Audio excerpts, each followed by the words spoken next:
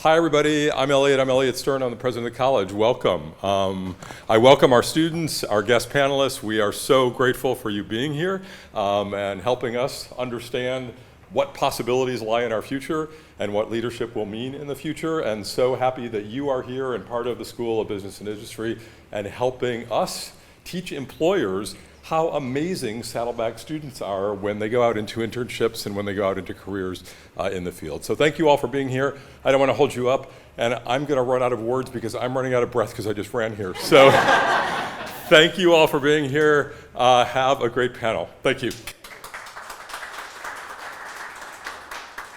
Thanks, Dr. Stern. And hey, I want to congratulate you guys for committing to coming to this great sessions that we're going to be putting on this semester. I don't know if you had an opportunity to see the flyer. You've got some great opportunities to learn some stuff to get as you're going through here at Saddleback College, but also as you get ready to enter into the workforce. There's going to be lots of opportunities, and we're trying to bring you with the top people out there so you can get some great information. We've got some heavyweights here. Not maybe heavyweights, because we're all on diets and stuff, but powerful people. And I'm so excited to hear what they have to say.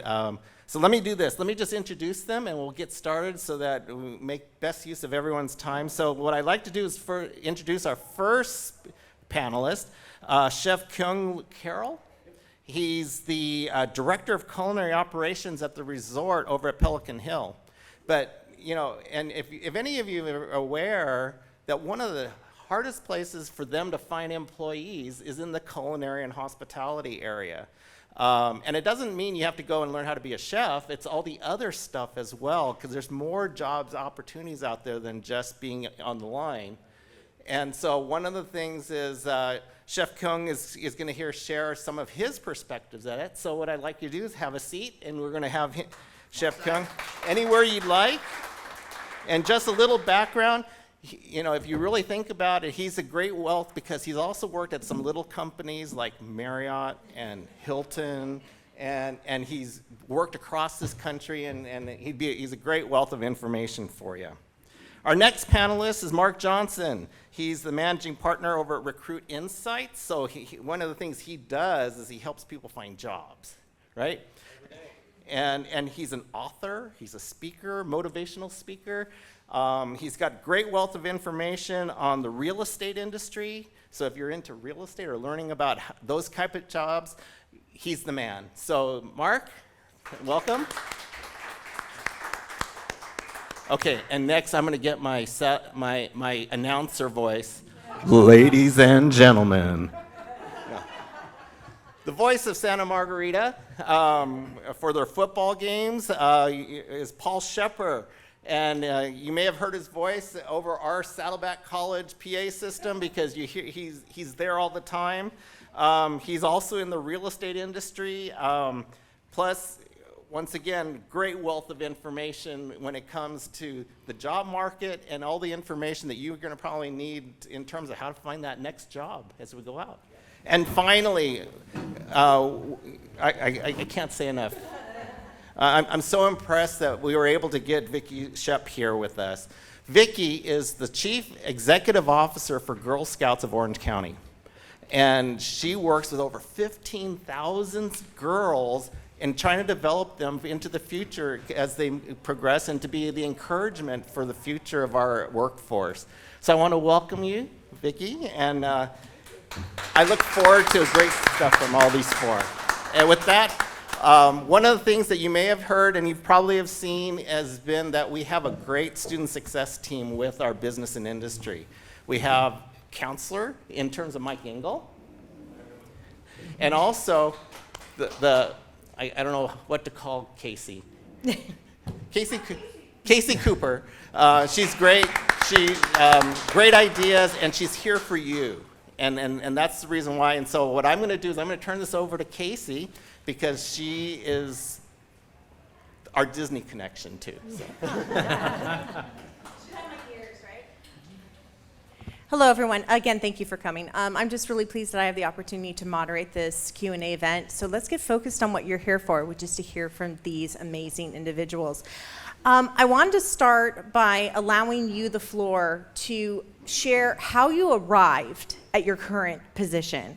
As many students oftentimes come to our offices and talk about they're concerned that something got derailed or a roadblock took them over here, and they don't realize that no one gets to where they are in a straight line. So whoever would like to field that question first? Sure. Why not? So good morning, everyone, or afternoon, I should say. So for myself, has been a interesting journey. For me, it was actually a straight shot. I actually knew exactly what I wanted to do when I was a sophomore in high school. I was in a commercial food prep class, retired Walt Disney World chef, was actually teaching this program. Honestly, I took this class to skip 2 periods a day because school wasn't really for me. And I got into his class first day, and the only thing he could say is, listen, you look like the type of student who's actually going to interrupt everybody, go through this, and I really don't need students like this. But what I would truly like for you to actually do in the first week is actually just show up and do what you need to do. Do in terms of the recipe book that we had the CIA cookbook, which is the Pro Chef, and that's what we got to work out of in high school. And he's like, give me 1 week. Just put in your effort. After that 1 week, if you don't like it, don't show up, I'll give you a C. I was like, perfect, I picked the right class. So, that week, I absolutely fell in love with it. I was making, the first day I made hollandaise. I made all the mother sauces, hollandaise, espagnole, bechamel, tomato, and had a great time doing it. And then I did another recipe, and then another recipe, and then I actually really got into it. And during that school year, I probably did half the recipes out of the Pro Chef. And first day of summer, he asked me what I wanted to do. He gave me a phone call. Back then, we didn't have cell phones. It was only corded lines. My dad woke me up and said, hey, somebody's on the phone for you. Picked up the phone. I said, who's this? He's like, it's Chef John Bonham. And he's like, what are you doing the rest of the summer? I said, well, last couple of years, I've been volunteering at summer camp for 5 to 6-year-olds, and I was going to do that again. And he's like, well, do you want to work in an actual professional kitchen? And I said, absolutely. I was like, does it pay? Because as a volunteer, it didn't pay. So it did pay. It paid $5.15 an hour. Trust me, that was a little above minimum wage back then. So $5.15 an hour, and I got to work at the Grand Hyatt in Washington, D.C. under Chef Jim Bellows. And I got to work 10 years with Hyatt during that process. And in that process, it's taken me everywhere. So realistically, for some people, you find it early. For some other people, it takes a little while to find out exactly what your passion was. And my passion was truly cooking. I thought it was baseball, I thought it was kids, whatever, but it really ended up cooking, and it was a straight shot from there. And it's been a really long time. Thank you, Chef. Of course. And thank you to the individual who made that phone call. Absolutely. Yeah, take that phone call. Well, mine was a little different. I would call it more of a zigzag. I started out just like many of you in college. I went through the ROTC program, got my commission, did my stint as an officer, and thought that business was more where I wanted to be. And every assignment in my career started out one way but ended up somewhere else. And the analogy I would say is I got started, and I participated, and I took the opportunities. Whenever an opportunity came, I didn't close the door.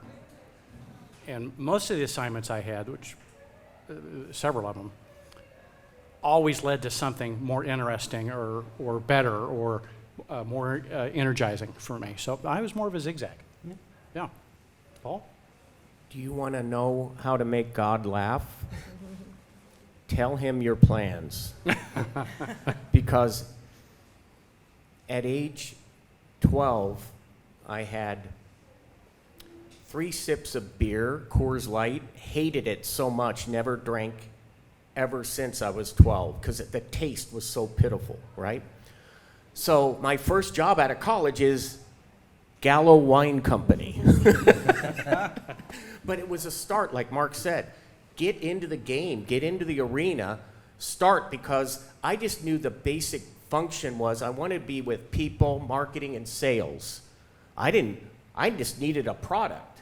And So it went from Gallo, but then after 1 year learning all the basics and just seizing the opportunity and learning and just soaking it up, I got into real estate finance, mortgage business, and I've been in it ever since. So it was a quick zig and a long zag, but real estate and mortgage lending and residential finance is my life. But it started out a little weird at Gallo Wine, of all places, but I thank them to this day because it taught me hard work, discipline, sacrifice. So just don't worry too much about your first job or second job. It might take you a couple zigzags. I changed my major 5 times. So I clearly didn't have a direct path in school nor in my career. And what I found in my career is it always went back to helping others. And I was a Girl Scout growing up here in Orange County. And when I got my first real job, I worked for Nordstrom and I became the rep for the United Way campaign. Right into philanthropy, didn't know that that was going to come back. Learned the best customer service in Nordstrom and realized I really wanted to go into youth services. So I taught, I worked for the Archdiocese of Los Angeles, I was a trainer of the trainers and did all of that type of work and was very involved in youth ministry and remembered everything that I did in Girl Scouts. And when I decided to leave formal ministry, I came to work for the Girl Scouts of Orange County 17 years ago and translated all of that I had done into the career I have now. So I actually took a pretty big pay cut to go work into the nonprofit world and quickly made that up and found my true calling, my true passion.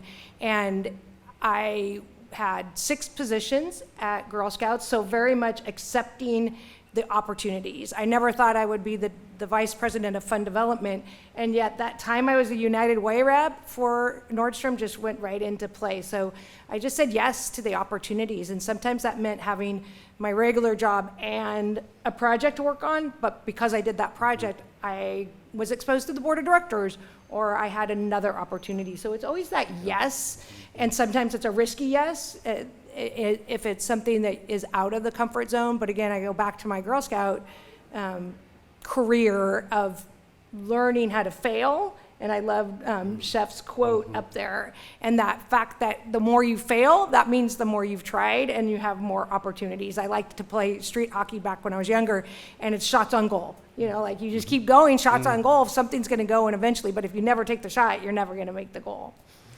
Oh, thank you so much. I did hear that theme of being willing to take the attempt, being willing to accept the offer. And I think so much of, we have a lot of perfectionism that sort of seeped into some recent generations that make it really it feels risky emotionally to do that. So I appreciated hearing that. Can we get our next question, Mike? Casey, while we're getting that question, when you say yes and you take the chance, you're going to learn one of 2 things. You either love it or you learn that there's something better, right? Mm-hmm. And so taking that yes, taking that action, what I found, what we've heard in common is the step. Absolutely.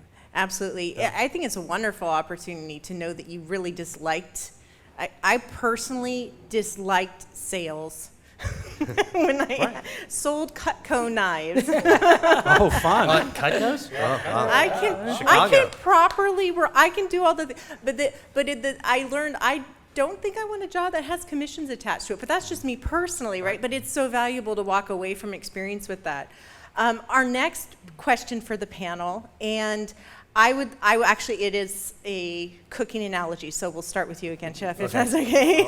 Maybe we'll mix up after that. But we're all looking for the special sauce, regardless of our industry. What are the ingredients that lead to success in your business life that our students and faculty should be thinking about developing during their time here at Saddleback? Yeah, honestly, the secret sauce is really you. You know, it's about what you're putting into everything. Honestly, it's like anything that I tell my guys, I was about to use a foul language, sorry. You can't put crap into something and actually have it taste good, you know? So it really does start with you and, what you're bringing to the table. So at the end of the day, the experiences that you go through, you learn certain things. about the do's and don'ts. I've said yes to so many things before in my life to where I'm like, oh my God, I don't want to say yes to that anymore, you know? So you start learning, and if you're not learning off of that, in terms of the experiences that you put yourself at, then honestly, you're not doing yourself a justice. So realistically, you step into something, you're like, all right, you know what? I like this aspect, I don't like this. Why keep going, you know? Look for a pivot, you know? I say mine was a straight line because I knew it was cooking. But the straight line in cooking is completely different because, honestly, it took me from property to property, from state to state. I grew up in D.C., I lived in Charleston, South Carolina, I lived in Orlando, Miami, Fort Lauderdale, Southern California, Northern California. Realize I don't like Northern California. Southern California weather's incredible. But the secret sauce is truly you and what you're actually putting into it. Because if you're not putting in that effort and you're not going through those experiments that you put yourself through and you don't learn from it, then ultimately you're going to fail. And, you know, failure is okay too, because I put it up there. I didn't realize my quote, you know, it's like, what's my favorite quote? I had a favorite quote prior to, but then I said this in one of my lineups with my team, and everybody wrote it on their board because of the fact that I've had so many failures in terms of when it comes to dishes. I remember cooking something, I'm like, oh my God, that's awful. Now I look at it and it's a different thought process. I still fail at putting dishes out. But at the end of the day is we ultimately start realizing, all right, that works, that doesn't. It works here, it doesn't work there. So honestly, you're the secret sauce, and your experiences and your life, you know, realistically up to this point is that experience that you've put into it. So you're the secret sauce. I appreciate that. I heard in that commitment, flexibility. I heard both of those things. Dr. Shep, would you mind sharing with us what you think some ingredients are, given that it's cookie season? It is cookie season. And I would add to the relationships. I think every career that is so important, and especially in a nonprofit and in the work that I do, I have relationships with multiple stakeholders, and that means that I might be wearing hiking boots at our Girl Scout camp, I might be in a formal dress with donors, I will be doing something with my board of directors, I'll be out in the community, and the common thread through all of that is the relationships that I build, and that can mean that I have a relationship with a volunteer who becomes a donor, or a board member who also was a Girl Scout. And it's just that, especially after 17 years, now I have Girl Scouts who were girls when I first started, who are now volunteers and starting their own nonprofit career. So it's the relationship. So I'd say it's the you and then the others, and really that heart of service, and that is true in so many careers of being for others. So definitely how you develop those relationships. And everybody thinks that I'm an extrovert because I can get in front of 1,000 or thousands of people and speak, and I talk to people all day long, but I'm actually not. And so developing those relationships is a practice. It does not come supernaturally to everyone. And I think that understanding that it is something that you practice, developing relationships, following up, and then also leaving relationships when they're not working is part of that too in professions. Well, thank you so much for adding that and taking that risk to share that. That was so honest. Paul, for yourself, you've been in a lot of different circles here in Orange County. What ingredients are you noticing? Ingredients, secret sauce, there's a lot, but I would say attitude and effort. Those are the two things we control every day, all of us. Because we live in a world in business, we don't control a lot. So I focus on those two things, my attitude and my effort, because I completely control it. And the day goes not perfectly, because stuff happens, things happen, weebles wobble, but they don't fall down. Like there's obstacles. But attitude and effort and focus, boy, that's a big one. Focus and being intentional. Intentional meaning I know why I'm going here, what I'm going for, Don't lose focus off the goal, off the prize, and pivot and be adaptable and flexible. Oh, you spoke straight to my heart. Things that we can control. Sometimes we stress over things that we can't. And so coming right back to those two things, that's so valuable. Oh my gosh. So Mark, Yes. is there anything else we should add to the secret ingredient list? There Because is. they've hit a lot. Yes, because the next ingredient is curiosity. As I think back to my time, my professors, my mentors, the people I've worked with, what they've taught me to be a lifelong learner and intellectual curiosity. And that served me so well because our learning doesn't stop here. I think everyone here would agree, we're still learning that next dish, how we can innovate and make it better. We don't innovate unless we're what? Curious, right? What if? Why not? Are two great questions, right? So the next ingredient for me is curiosity. Thank you so much. All right, so you all took down the list, right? I saw a lot of you taking notes. So I'm very, very pleased to see that. All right, moving on to our next question. This is some great information here. But I am curious what trends you're noticing in your industry in Orange County and beyond. And maybe we should start with real estate because we speak to that affects all of us, yeah? So what trends are you all noticing in real estate? Oh my gosh, we'll probably run out of time because there's so much happening in the industry. A lot of things that we can't control, right? A lot of things that are coming at us. Technology, innovation, disruption. But what can we control? Attitude and effort. Right. And so, and many of, even in as being a student, artificial intelligence, all of these things are coming into our world. Well, what are the things that aren't changing? Empathy, relationships, connections. So we're focusing on the things of how can technology enable and make the process easier to connect and build relationships versus replacing relationships, and augment the process to make it more efficient, faster, cheaper, those kind of things, but not replacing the connection. I don't know if that makes sense, but No, that's good to hear. Yeah. That's good to hear because I know so many of us were impacted in the field of education by becoming disconnected and over-relying on technology and such. And we're getting back to in-person events like these, but we're also having this digital component to maximize its reach. So I think that's well said. that's a perfect analogy, right? Because the technology can help us to expand, to get more exposure, to make it even more convenient, but doesn't replace that connection. Yeah. Yeah.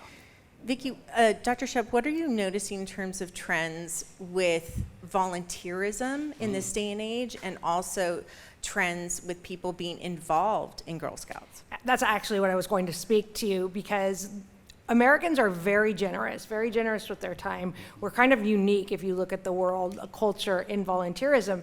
And we at Girl Scouts have volunteers who are highly committed. Being a troop leader requires literally hundreds of hours a year, which is unusual. And so the trends in volunteerism of what we jokingly say is that you sign up when your daughter is a Daisy 5-year-old and we're marrying you because you're going to do it for 13 years, which is a long marriage, right? And so that's really changed, that the way people want to be engaged has really changed. So offering volunteers one-time opportunities, get to date us first, or at least get to know who we are, before you're marrying and doing a 13-year stint. And not expecting every volunteer to give that much time, and providing those opportunities, those samples of what we are about. Also, group volunteering is a really big trend, and corporations, businesses, medium to large businesses really like to offer their employees volunteer opportunities, and they do it kind of as a team builder. So we had 1 million packages of cookies being distributed on Sunday at the Great Park, and we had Disney volunteers, we had UPS, we had Pacific Life, and they're getting paid to come and volunteer, or they're getting matching dollars to the hours they're putting in or they're just doing it because they want to give back and it's part of their company's social responsibility. So for us, it's our mindset of what does a volunteer look like and how do we then make sure we have enough volunteers for the girls. Our limitation, because we are a volunteer delivered organization, we have 95% of the girls' experience is with a volunteer.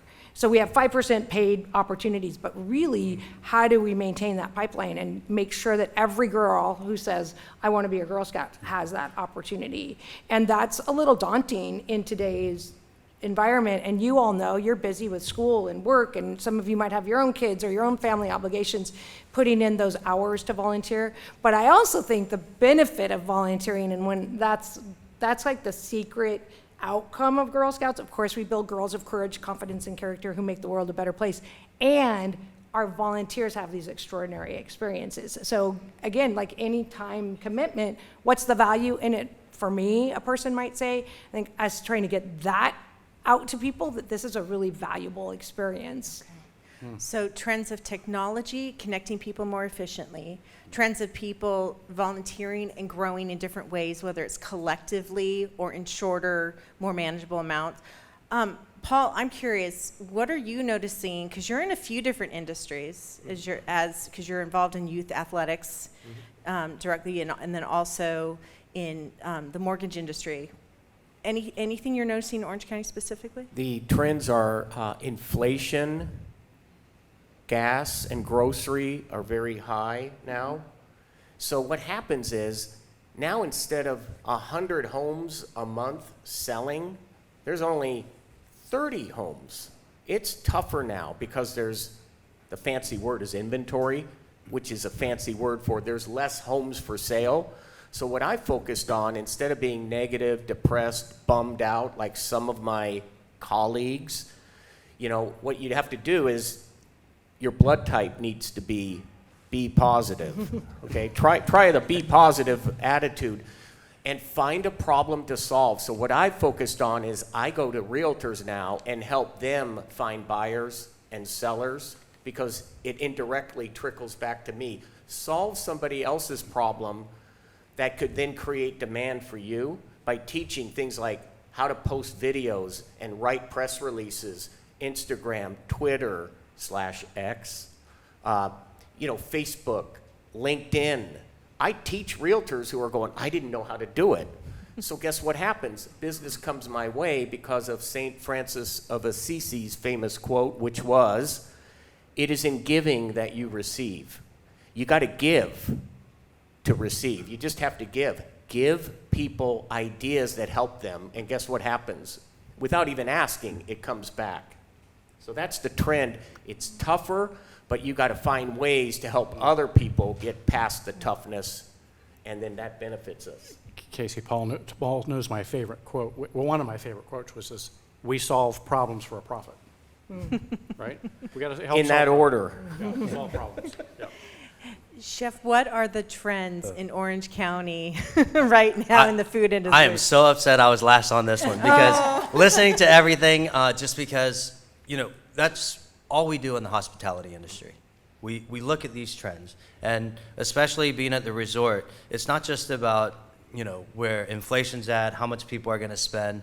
For myself, it's food, color, taste, etc. There's so many different trends, and then I look at the workforce that's coming in. So it's all over the place. I guess if you asked me first, I would have just narrowed it down, but now, since I'm last, it's actually expanded a lot. When it comes to trends for me is with myself and my chefs, we sit down at the end of every year and we actually go over, all right, what is this next food trend? What is it? Do a lot of people know what the color of the year is? Do you guys know what the color of the year is? Pantone peach. So Pantone comes out with the color of the year every year. Anybody? Peach. Yes, it's called Peach Fuzz. So Peach Fuzz is the trend this year. The flavor of the year right now is tamarind, and now I got to figure out how to incorporate some tamarind into everything in terms of my trends. But, the biggest trend I actually look at right now is actually the workforce. It's all of you, entrepreneurs, people who actually, looking at your time, because now your time actually has so much more value to it, I have to deal with people wanting to work from home. you can't be a cook and work from home.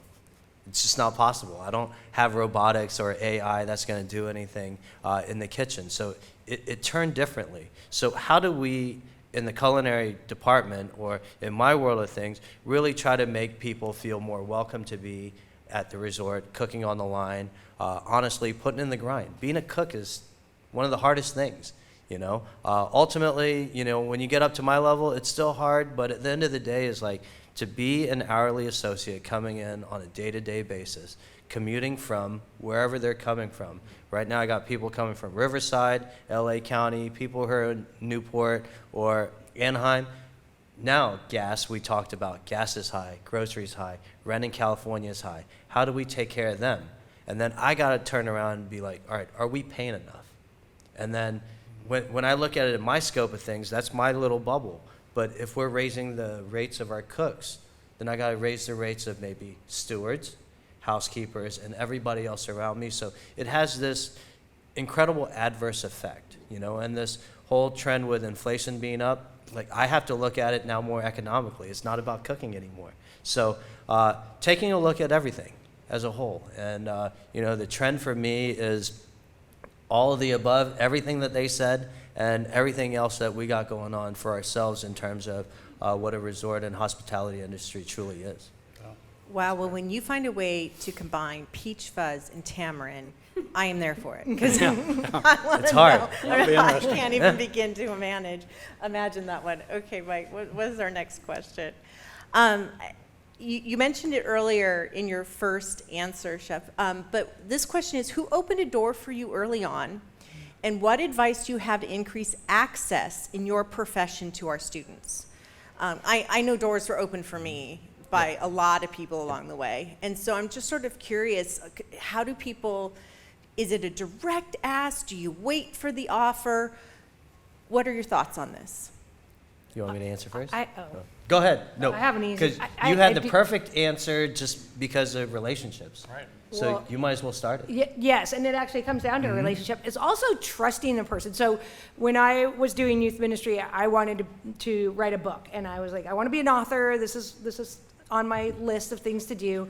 And so this is actually funny. One of my friends was working for St. Mary's Press, which produces materials for youth ministry. And so I trusted her. I didn't tell the world, but I was like, who do I know that I trust that I can share this goal with? I'm a big believer in sharing your goals, because if they're in your head, they stay there. But when somebody holds you accountable. So I said to Lori, I think I want to write. And so Pope John Paul II was getting old. So she called me up and she said, so we need a resource when the Pope dies that youth ministers can use. They can pull off the internet and they can do a small group process in their parishes. So my very first writing gig was what happens when a Pope dies and how that plays out. So I did that, and I think it was a year or so later, he passed away, and so people were using the resource. But in that year, the press reached out to me, and I started to talk to them about what I was passionate about, and I wrote and published my first book within the next year or so, and that led to me really opening the doors. But it was telling that one person who had my best interest as well, and also who had some of the skill set. So I think you have to ask. I mean, sometimes it comes knocking on your door, but in that particular case, it was intentional, and somebody used that word earlier. It was thinking about what my goal was, who's gonna help me get there, and saying yes to kind of a weird, I mean, like, who thinks that you're gonna have a session for when the Pope dies, but that was my first thing. Yeah. Okay, Wow. so say it out loud, but to a trusting person. Okay. Absolutely, yeah. Yeah. Other thoughts on this? I have a couple thoughts, because one just happened to me in the last year. So remember, I said, this is zigzag. So I recently exited a business. We sold it, and I had a succession plan and was starting a new venture. And as I think of all the mentors I've had throughout my life, though, this one just a year ago, I called a major CEO of a firm, said, here's what I'm doing. And he said, Mark, when I did the same thing 10 years ago, no one would talk to me. So I'm going to listen to you.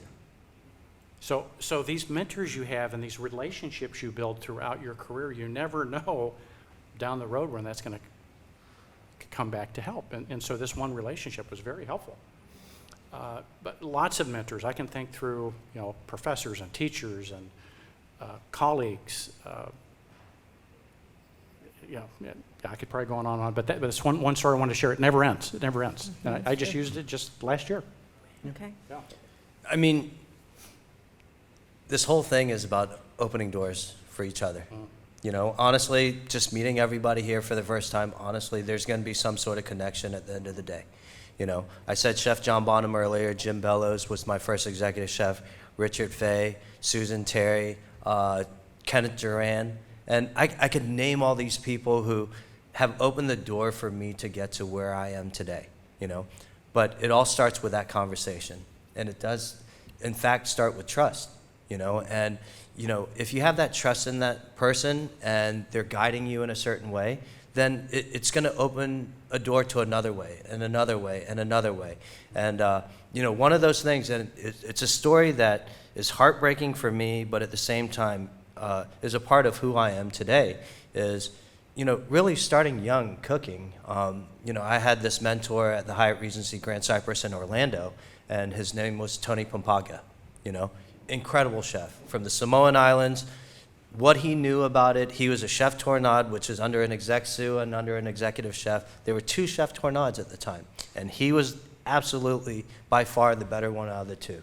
When an exec sous position opened up, he applied for it, and the other chef applied for it. The other chef got it. He was so upset, and he quit. And I'm like, oh my God, why'd you quit? And I saw him I was living in Orlando at the time. He moved down to Tampa and opened up a little restaurant for himself in Tampa. And I went to see him probably a month and a half later. And I said, why'd you quit? And he told me, he's like, you should quit. He's like, look at you. You look like me.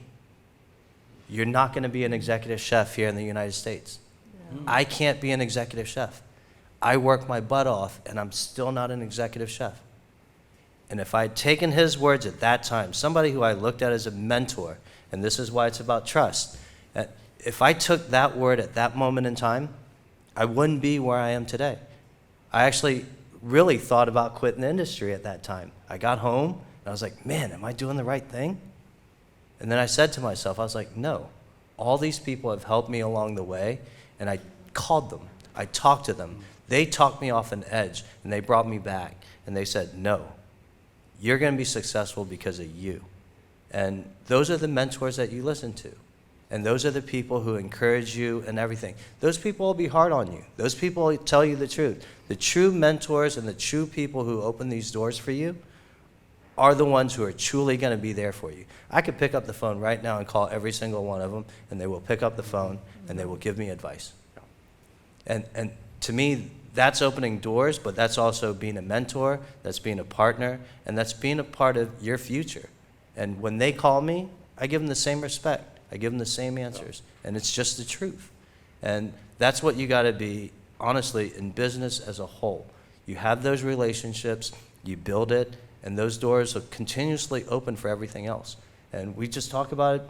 I would love to do something for the Girl Scouts. I would love to have you out for golf. But how does that relationship start, and how do you continue to build it?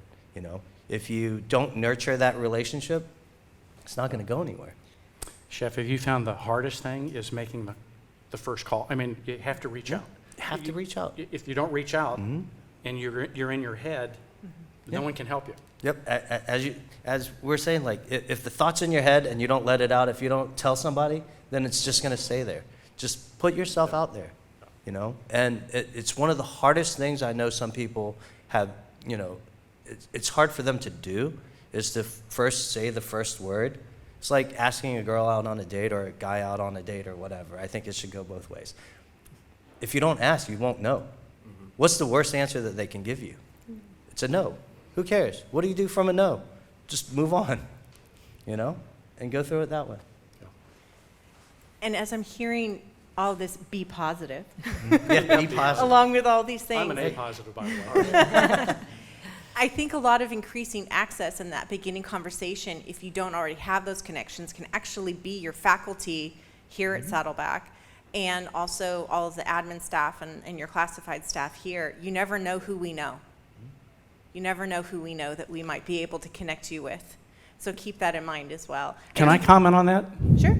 Because my wife actually is a student. Believe it or not, even at, remember I said, always be learning? And the counseling staff here is absolutely amazing. Yeah, absolutely amazing. All right, she's gonna get a good grade. Yeah, totally. Yeah, totally. And you did say that her counselor's name was Mike, right? No, now what we're going to do is we're actually going, before we open up to the floor for student questions, and I introduce you all officially to Mike, we wanted to give you 2 minutes each to share any messages that we haven't thought to share or to ask about that you would like Saddleback students here and who will also watch later. So we'll just start here with Dr. Shep and work our way down. Thank you. When I think about developing a career, I think that there is not one recipe, if we're going to use that theme that we've been going with. And it is individual, and it may change. And I think that when we're open to change, that's when the best things happen. And I think about the times in my life when I really wanted a position or something and I didn't get it, that silly saying about a closed door means there's an open one, 2 open ones. It is very true, and it doesn't feel like it in the moment. I mean, I can picture a few times when I was so disappointed by not getting some career advancement or opportunity. And when I think back and I think, well, if I would have done that, I wouldn't be sitting in this seat right now. And I believe I have the best job in the world. It is not a job, it's my passion. It came about very circular and not even zigzaggy. It's like a crazy knotted spirally thing.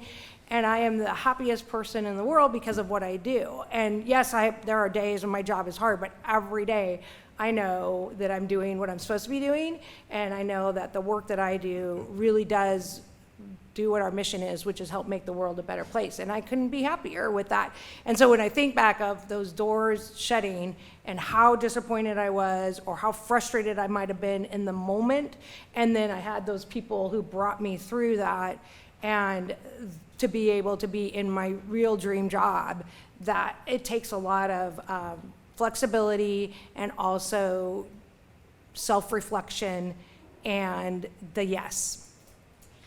Thank you so much, Dr. Shep. Paul. I would say a really good way, good advice would be hang out with people smarter than you. Ask for help. People will always help you. If you say, even to somebody you don't really know, my name's Paul Shepper. I was wondering if you could help me out. They're going to help you. People are loving by nature. They want to help you.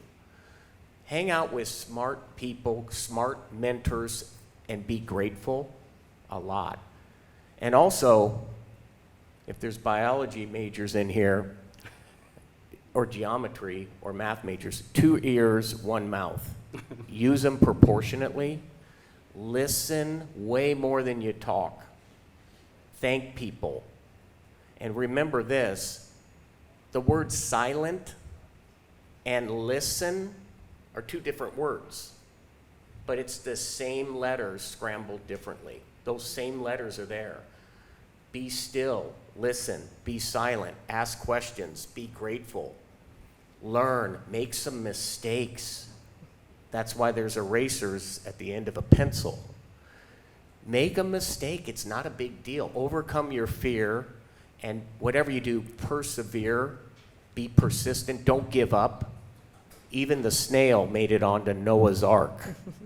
Hang in there. It gets tough, but stay mentally focused, disciplined, committed. Don't give up, and stay intentional. So that's my advice of the day. I don't believe that you only call games. You must be in halftime locker room talks, because I feel like we all just got this really inspirational, okay, I'm going to try to remember all those nuggets. This is recorded. We can re-listen. We can review it. Oh, thank you so much. Bart. I would have you write down the winners or the doers. The winners are the doers. And as I think through all the staff that have worked for me throughout the year, they do it until they get it. They do it until they get it.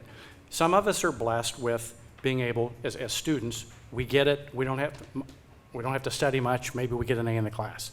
Some of us are blessed with, we got to really study, we got to work hard, and then there's a bunch of us in the middle that, kind of get it. Each of us has a different talent, a different skill. If we're going to win, we do it until we get it. And of all the folks I've worked with that have inspired me the most, maybe they weren't the smartest or the best student, but they did it until they got it. So the winners are the doers. Jeff? That's great. I don't know. I'm almost going to sound a little cliche, and honestly, I'm probably going to put it a little more bluntly, I guess. You guys are the future. It's cliche. It sounds cliche. It is cliche, but it's true. And looking at the workforce currently for myself in terms of how people come out. This speaker series is going to be great for all of you guys, and I wish more people would sign up for it because it's going to teach you certain things to actually go out into that workforce. Maybe not for a job interview, maybe to get a loan for your own business or anything like that. How you approach it, how you look, how you are professionally is going to be so important. So many interviews that I have nowadays, people coming in to apply just even for a cook. You don't look the part. You don't speak the part. You don't dress the part. And it's terrible. It's terrible to see how some of the parts of the industry as a whole, and I'm not just talking about in the culinary world, because I see people coming in for front office jobs, sales jobs, everything. And the way they come in, it's not professional. At the end of the day is we're not coming into, just, granted, I will say Google's a little different. I was regional chef at Google, and the way people would come in dressed, some of the top smartest people in the world, flip-flop shorts, couldn't shower or whatever. It's a different world. Yeah. But realistically, put the best foot forward. Be the professional. You're the future. And realistically, if you don't come dressed for the part or acting the part, you didn't do any research coming into an interview, or you didn't do any research about why you want this, particular loan for your business, most likely you're going to fail. And those are the things that I see. I think more times than not, in terms of people coming out into the workforce, is you're not prepared to actually be in the workforce. You got to be prepared. And preparation is the key to everything, and how you set yourself up. And it doesn't mean that, the first one is going to go right for you. Because, yes, we talked about failures at the end of the day.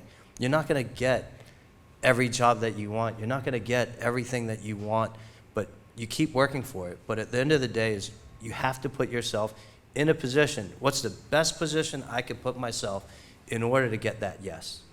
For my dream job or for my whatever I want to do. How can I be best prepared for it? And if you don't do that, then you know what? You've already put yourself a step back, because there's somebody else out there who has done the work, who does speak professionally, who does look professional, who does dress the part, who acts the part. I show up for work every day, A lot of people now, it's about, I got so much happening in my life. Yes, personal life is important. But at the end of the day, personal life, work life, two different things, And at the end of the day, somebody's paying you to be there. Show up. And if you can't show up, give a reason why.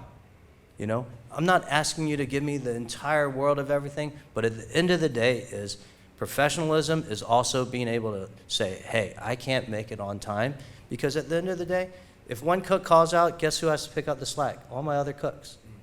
Is that fair to them just the same? So when I say in terms of you're the future, you truly are the future. And how you go out into this workforce is going to be so important for what our future is. And, honestly, it's a good way to do it in terms of these types of series and listening to people who've been in the industry. I'm listening to them and I'm learning stuff. I'm putting those little nuggets in the back of my head in terms of how I want to actually approach my guys when I go back to work. And, I hope you guys take little nuggets out of here. I don't expect you to remember everything. Take little nuggets and just remember it. And it's like, hey, all right, I remember that person said this. I'm going to be this way. So, That's what I got. Beautiful, I love it. Now we are going to open the floor to questions from the students, and I would like to introduce at this time our lead counselor for business and industry as a school. We're so lucky to have my success team member, Mike Engels, and he's going to be taking your questions.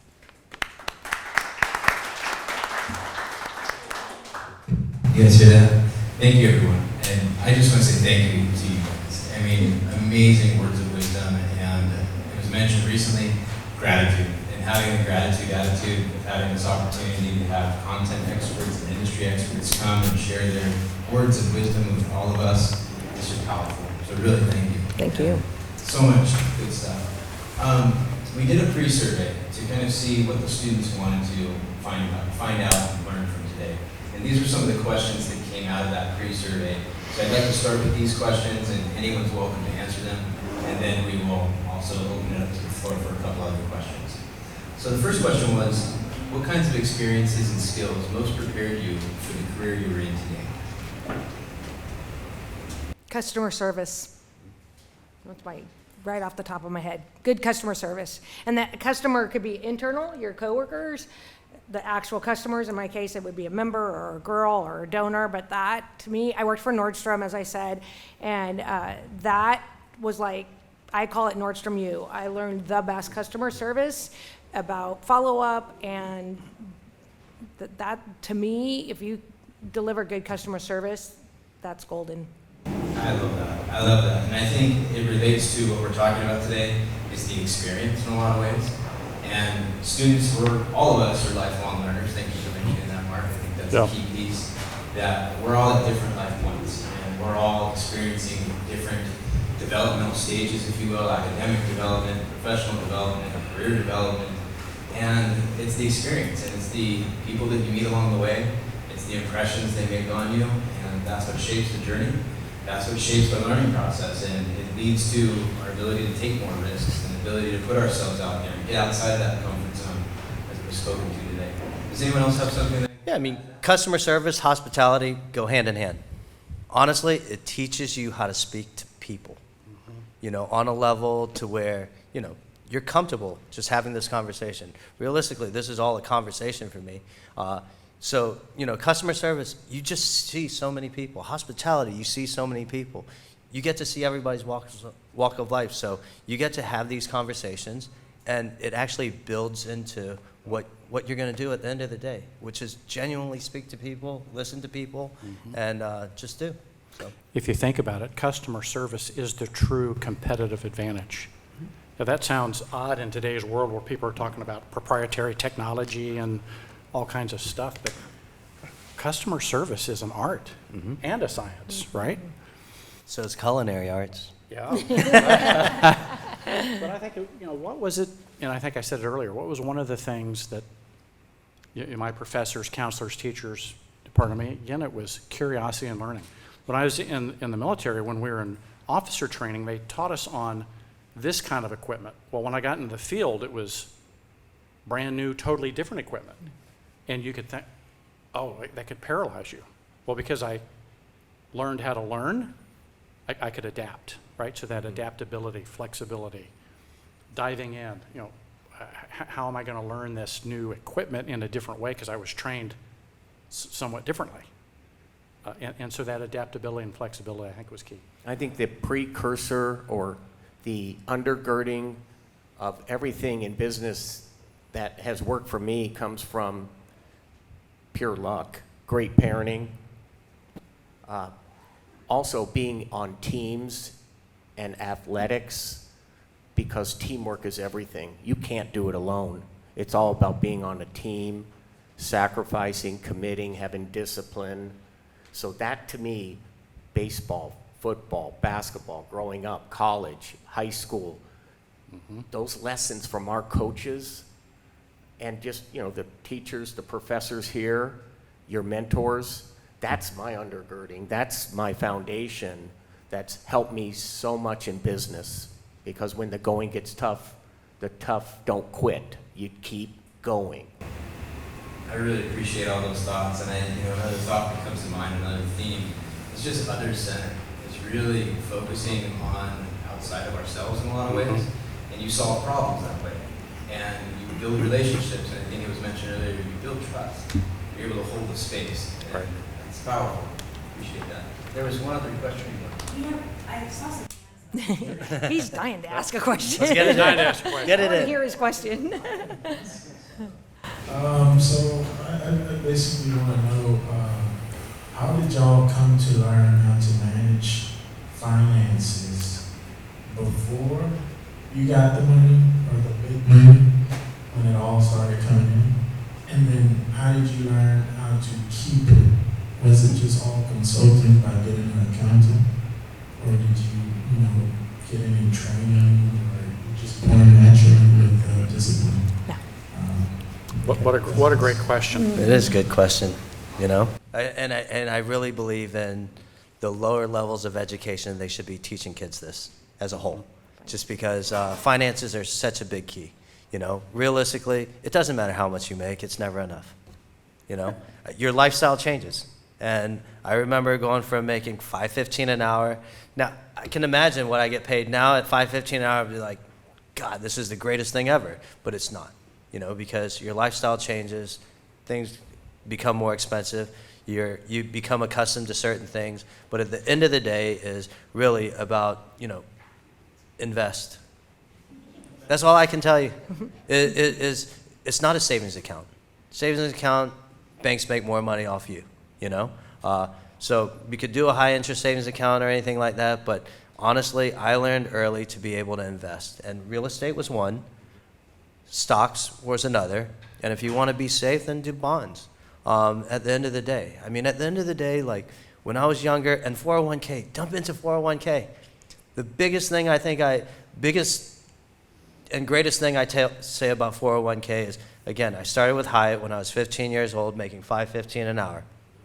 At the time, you could put in 13.5% into your 401k. That was the max you could put in. You can actually put in more now, but 13.5%. I'm like, oh my God, 13.5%. I was making like $300 every 2 weeks. What's 13.5% of that? It's nothing.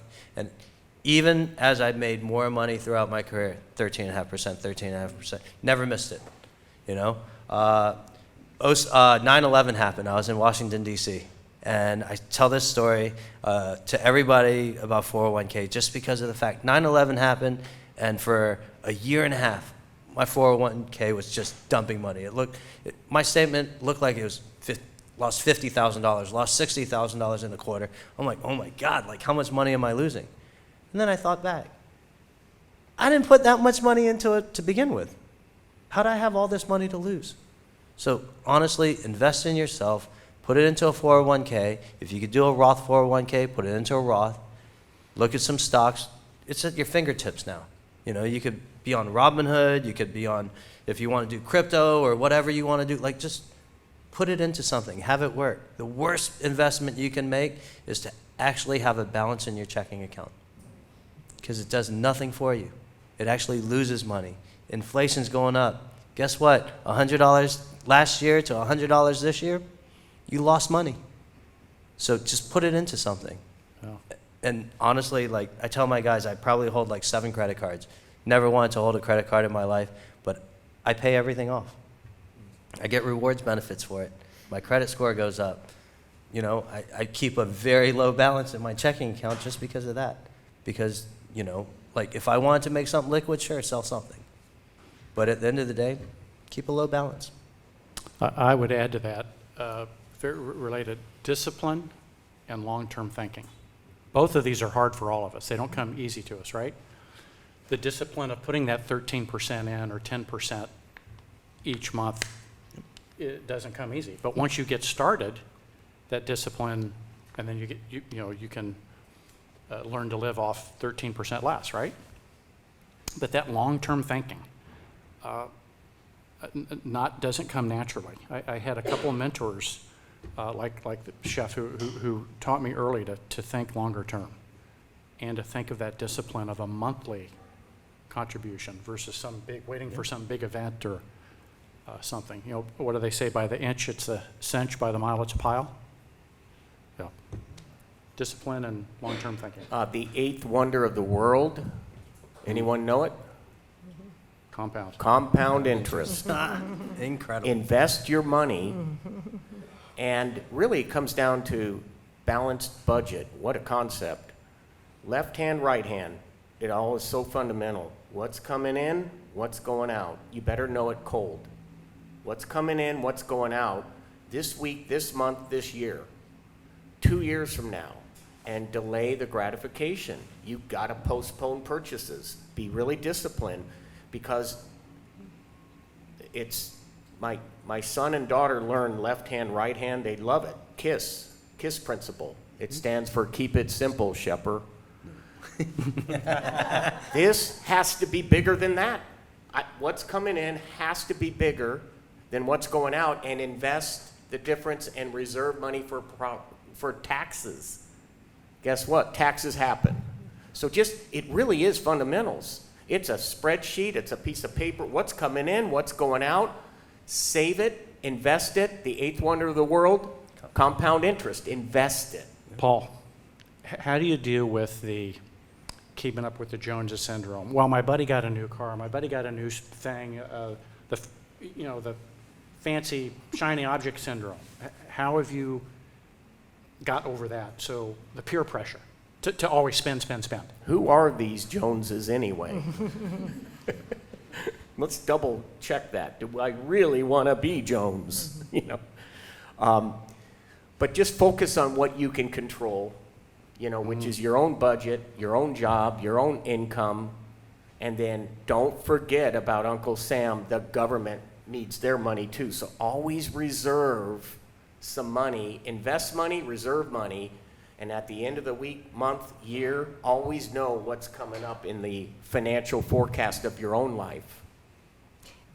The only thing I would add is that working for a nonprofit is typically a lower salary than working for, in most businesses. And so from a standpoint of that, I think to address the Joneses question is making the priority. So I know that if I went out on the open market, I probably would be making double what I'm making. And so I'm okay with what I'm making because I have such a strong sense of satisfaction in my work. I also live in a very small house in a different neighborhood than maybe some for-profit CEOs would be living in. And so I made those choices, and I'm fine with those choices. And it is tempting, right, to move into a bigger place or do those things. But I also treat myself. I think that that's really important. And I think that, when you work hard, yes, making sure you're not going into debt to treat yourself, but I also do it in a way that I feel I'm not deprived, if you would. So I still buy my shoes occasionally, so I think everything's a balance, right? Because if you're only working for the money and only working for that, to me, that seems like a treadmill. So it's also, and if you're working in a for-profit, I'm just gonna put the plug in, then there are lots of philanthropies that would love to have some of that compound interest, including Girl Scouts. And that's a perfect answer, is you do want to treat yourself too. Don't forget about you. Mm-hmm. You're working so hard for certain things, but obviously don't overexert yourself, but you should treat yourself. Like, there's a grind every day that we do, like at the end of the day, fine, I want to retire at this age, so on and so forth. But don't forget about yourself, and just treat yourself to something nice and just take a look at it, So. Did that help? Good. That was excellent. Thank you. Are there any other questions? I see a couple of hands here.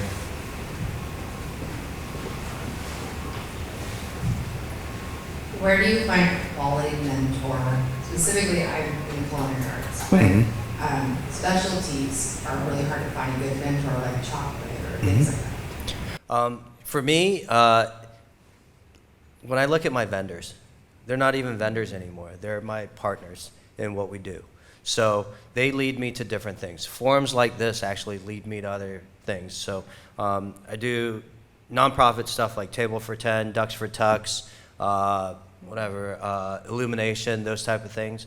And I get to meet other people that are in my industry, but maybe I don't get to talk to enough. When you talk about chocolates, I was actually on the phone on the way over here with one of my chocolate guys, Chef Rick from Santa Ana Sweets, and the successes that he's had. From when I first met him to now. Now he's at John Wayne Airport, selling in at the Hudson News, and he's local. He learned caramel out of France and just brought it back, and it's perfect caramel that doesn't stick to your teeth. But when I met him, it was so small. And then I brought him into the resort. I said, hey, I got a retail shop. Can I sell some of that there? Can I sell it as amenities? And you just meet people in the industry. As long as you talk to people, you'll just meet fascinating people who can actually help you along. All my vendors, I call them partners because of the fact that I don't just want to call them to say, hey, I got an order. No, I need them to come with something just the same. Like, you see what my business is like. Hey, chef, I think this product is perfect for your place. And we take a look at it, and we'll taste and we go through. But it's all about that communication, and it's all about putting yourself out there. It's all networking. And ultimately, like, you start building this trust, rapport, friendship, whatever. Through Rick, I met the founder of Wahoo Tacos. I'm like, when would I have ever met him? They're cool dudes. Yeah, incredible. And we're just talking, and I don't know about Wahoo Tacos, and why would I meet the owner? And he talks about, like, pretty much retired, he surfs every day. And I was like, yeah, you know, my daughter wants to learn how to surf. And, you know, I kind of said, yeah, my daughter wants to learn when she comes over during the summertime. He's like, bring her. I'll teach her how to surf. And it's like, that connection opens up right there. And then it opens up a different connection and a different one. So it just spreads, you know, and it's incredible. You know, we didn't plan this, but we don't call our vendors vendors. We call them partners. Partners. Same. So there's a mindset there. But I think you all have coming up in the next couple months a networking session. One of these is going to be all on networking. That's where it happens. A long time ago in a previous, I worked for a big corporation, and they wanted me to create a mentorship program and forced, more or less, match people. You know, you'll be my mentor. Guess what? Didn't work. But when they naturally connected with people through networking, we created events where they could meet others, that worked. You know, like the surfing analogy was a great one. As you meet people, you'll start to open yourself up and find that right mentor. Here's a poem for you. Your network is your net worth. Don't forget how important it is, the network, because it really will get you places if you don't even expect anything in return, but just be nice to people and network and ask for help. Good things happen always. Dr. Shepard, do you want to add? Oh, I think we're good. I know that there was another question, so. Are we having fun? Yeah, good. Is there any advice that you give to individuals with disabilities who are having finding a job? I would love to address that. I actually just wrote a dissertation on girls with special needs, and so I think the best thing to do, and this is from my research, is to use the resources and to look at if you have an IEP or any other plan, to use those types of strategies and to do a conversation around whatever the exceptionality is, what kind of careers might fit with that, and then being upfront with what accommodations might be needed. Because I believe, at least maybe it's true in the for-profit world, but in the nonprofit world, we have this desire to be welcoming for all. And there is, and this is actually from my research, there's an unknown for many people about what to say or what to do, but a huge motivation and desire to be inclusive. And so the more, and it's not really your job to educate, but I do think if you find out where there are the resources and then using some of that language to help someone understand, it's going to be open doors. And what I see and what I've experienced, again, through some of my research, is that those same strategies that might have been made available through schools, success centers, or maybe others, are things that can be used in the workplace. And there's a lot of talk right now about diversity. We've been, when we were talking about trends, I was thinking of this. And one of the trends within diversity right now is the inclusion of folks with special needs. So that could be people with neurodivergence, physical differences. And what I know, and I would imagine all the panelists would agree, is we do want to be welcoming, and many people don't know what that looks like or how to do it. And so, although it's not the person's job to educate, it is helpful to know what can I do to make the workplace more accessible. You know, maybe it's noise canceling headphones if it's a neurodivergent, maybe it's a quiet room, maybe it's this, maybe it's that. And a simple strategy that I didn't think of could really enhance someone's success. So I'm sure it's scary, I would imagine, and it's that bold step of saying, hey, I want to be really successful, this is a job that I'd like, and could I have this accommodation? I mean, first off, there's the ADA, so there's a requirement, but secondly, it's also the desire of an employer. I mean, I lead 120 staff, that everyone feels like they belong. And so, again, it's a little bit of putting yourself out there and then being smart about who you're saying what to, you know. Yeah. I don't know, I hope that helps. And in the for-profit world, there's some interesting trends. Gen X and Gen Y have taught us a lot of things. But one, they're more brand loyal than boomers, but they're brand loyal to brands that have transparency. And with social media and things that are coming out, more and more companies are open about their opportunities for all, their diversity. And if they're not, that tells you something, right? So there's more and more companies out there that are more transparent, more open around what they're open to, what they're looking for, what opportunities they have. And there are some companies that aren't. And in today's world, you can see it. It's all open because of our social media and the internet and things like this. So they're out there and you can find them. Yeah. What a wonderful question. Yeah, great question. Because I kind of talked about a little bit about, for me, when I, got to that point where somebody told me to get out of the industry, if this is your passion, if this is something that you want to do, put yourself out there. It's part of my job every day to be able to teach something to my guys, teach them up to what I need them to do, at the end of the day, But the first step has to be, one, a lot of people with disabilities or anything don't really put themselves out there because they're afraid what's going to happen, I'm not saying it's for everybody, but for myself and my kitchens, everything that we do, it's really about, all right, where's the opportunity? We're used to seeing job descriptions saying need X amount of experience and this and that, blah, blah, blah. If you never get that opportunity, how are you ever going to get that experience? I was a kid in high school. Somebody gave me an opportunity to actually be in a professional working kitchen at 15, And to taking a step back for myself is, if I didn't have those opportunities and if I don't give those opportunities to other people, then I failed. I failed myself. I failed myself in my career and what I did, because I'm not here because of the fact that I put myself here. I'm here because of the fact that there were so many people along the way who taught me how to go about it. So one, put yourself out there. Two, I would expect and I demand out of my chefs that, fine, you have a disability. It might take you a little longer to learn a recipe or anything, but you got to do your part too. Write it down. Put in the effort, show up for work. And you know what? We need to come the rest of the way. From my deaf cooks who, fine, we write everything down or we go through text. There's other ways to do it. Trying to figure out how to flash a light instead of the ticket printer just beeping because they're not going to hear the beep. What are the accommodations that we make? And we in the workforce need to do those type of things. We just need to do a better job as a whole.